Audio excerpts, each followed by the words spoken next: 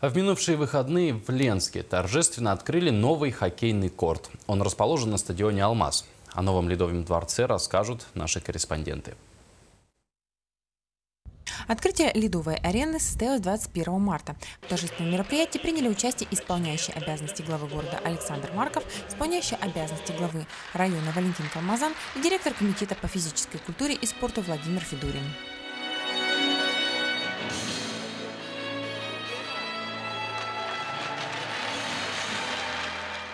После торжественного мероприятия состоялись игры по хоккею с шайбой между командами Ленска, Мирного и Пеледуя, которые были продолжены и на следующий день.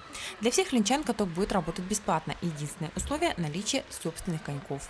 Надо сказать, что практически во всех районах республики имеются ледовые арены, которые возводятся за счет средств муниципальных образований.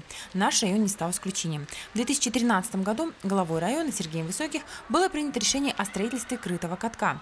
На эти цели из районного бюджета выделено 24 миллиона рублей. С этого же времени были найдены подрядчики и началось возведение долгожданной ледовой арены. За 2 года мы его построили, сейчас поставили уже хоккейные борта.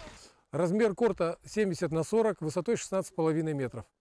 Хоккейные борта 60 на 30, что соответствует общероссийскому стандарту, и можно проводить соревнования любого ранга до уровня Российской Федерации. В строительстве корта принимало участие несколько подрядных организаций. Фундамент был заложен ЗАО «Три семерки». Завод металлотентовой конструкции собрал и установил сам каркас. Также был проведен ремонт здания проката предприятием «Универсал Люкс Строй-1». С открытием Ледовой арены директор комитета по физической культуре и спорту Владимир Федорин надеется возобновить профессиональный хоккей. Тем более, что в Ленске сегодня есть хорошие традиции, которые, несомненно, будут поддерживаться и развиваться. Иначе строительство спортивных сооружений будет бессмысленным. Светлана Валеева, Денис Семенов, НЛК СХ, Ленск.